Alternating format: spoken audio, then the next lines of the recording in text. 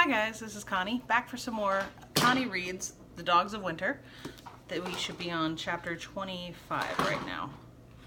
And the noise in the background is landscaping as well as baby bear Tryon.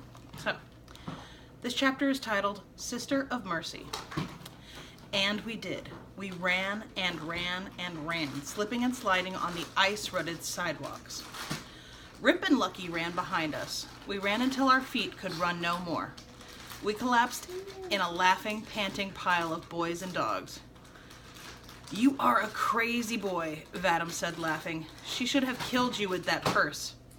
My eyes streamed from the cold and the laughing and the words, "dirty thief." I wiped at my eyes. "She would have knocked my head off," I said, "if you hadn't saved me. And your head would have rolled down the street, saying, 'Help me, I seem to have lost something.'" A door creaked open. A voice called, "Boys! You boys! There! What?" Vadim was up and running before the voice finished. As for me, something held me. I clutched Lucky's neck and squinted at the person standing next to a door with faded, outstretched angel wings. "Are you a sister of mercy?" I asked. "I am," she said. "I am the only one left, and you look like you're in need of some mercy." I shuffled my boots in the snow and held tighter to Lucky.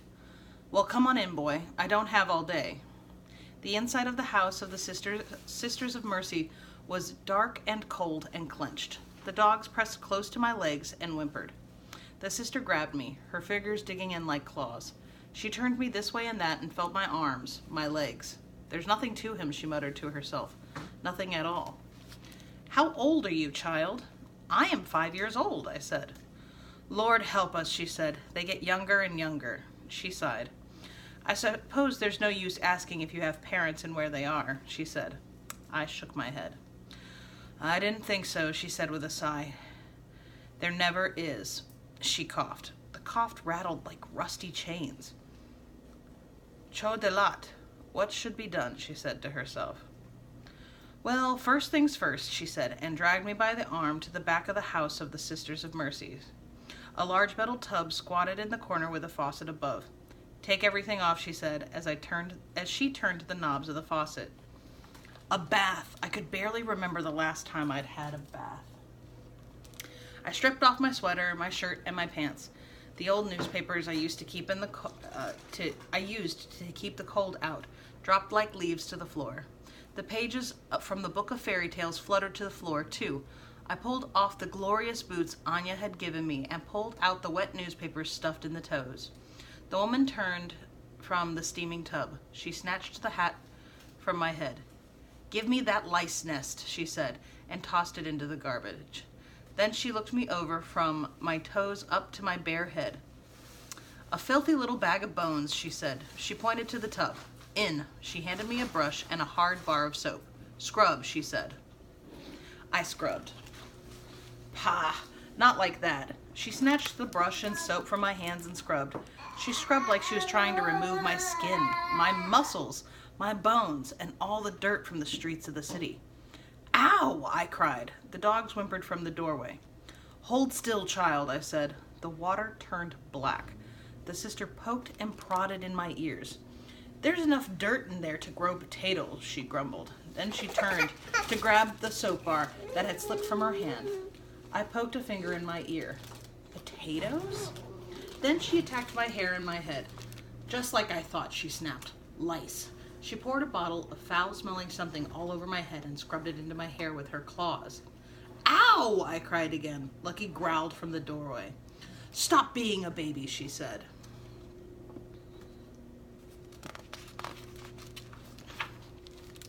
Finally, she grabbed a threadbare towel. "Out," she commanded. I stood, wet, shivering, and naked in the freezing room on the cold cement floor. "Dry off," she said. "I'll find some clothes for you, although Lord knows if I have anything small enough." Rip and Lucky inched over and sniffed my legs and hands. "It is me," I said to them, scratching their heads. Lucky's brown eyes were doubtful. Rip licked the water dripping down my legs. I laughed and scooted away from him. Rip snatched the corner of the towel and pulled, shaking his shaggy head back and forth.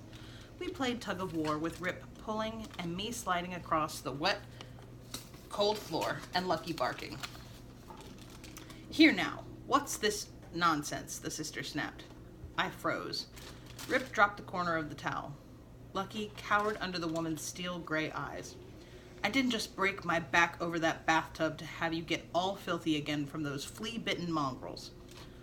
"I'm sorry," I whispered. "Here." The sister thrust an armful of clothes at me. "They're too big, but it's the best I could do." The clothes were indeed too big, but they were clean and all the holes were patched. "Spasibo, sister," I said. "You're welcome," she said. "And I have a proper hat, coat, and gloves for you.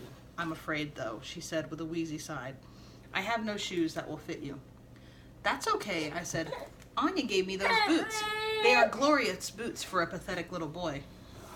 The woman frowned. "Who's Anya? I thought you said you have no family." "My friend," I said. "Anya is my friend, and she gave me the boots." The sister pulled a pair of shiny scissors from her big apron pocket. She pointed them at the stool. "Sit." I sat. She ran a comb none too gently through my hair. "What a mess," she muttered. I felt the cold metal of the scissors press against my neck. Snip, snip. Hair fell around my shoulders and onto the floor like ashes. Comb, comb, snip, snip. Finally, she stopped. She tilted her head to one side. "Well, at least you don't look like a walking bundle of sticks and rags now." I ran my hand over the stubble and sores and bumps of my head. She tilted her head to the other side and laughed. "Actually, boy, you look a bit like a plucked chicken, but I don't suppose they'll care." I hopped off the stool and ran my hand over Rip's wiry fur. "No, the dogs don't care."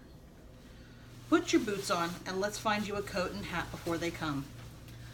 A coat. Oh, the luxury of a coat. "You don't have to give me a hat," I said. "I have a hat." "Pah," the sister said, coughing. "What you had was a vermin-infested rat's nest." The sister pawed through the box of clothes. "Too big," she said, "or I wouldn't give this to a bumsy." My stomach grumbled. "Do you have any food?" I asked. She stood and rubbed the small of her back. "Perhaps a biscuit or two."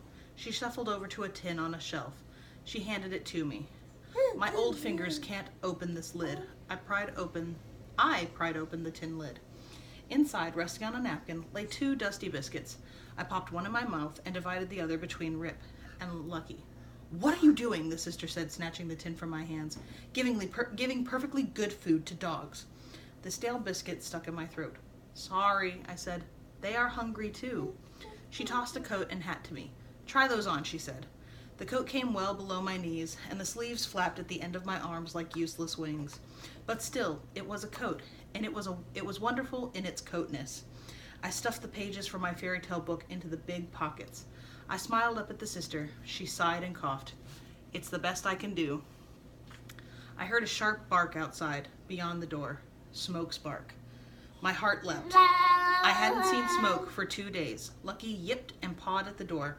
Rip danced in frantic circles. "I have to go," I said.